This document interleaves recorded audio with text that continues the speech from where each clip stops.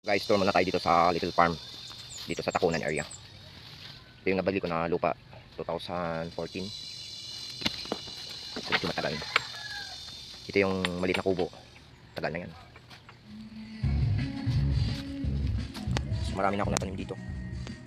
Durian. Saka dalandan. Dalandan. May mangga. May lemon. At saka yung katabi. Rambutan at saka anong tawag sa inyo nito? Guyabano.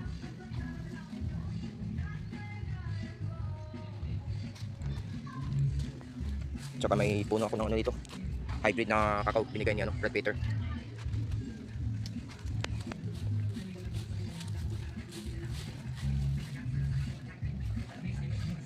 Tsaka may bayabas. At syempre, may CCTV. Ayan. In case may magnakaw dito, huling-huli. Yung avocado at saka yung ano,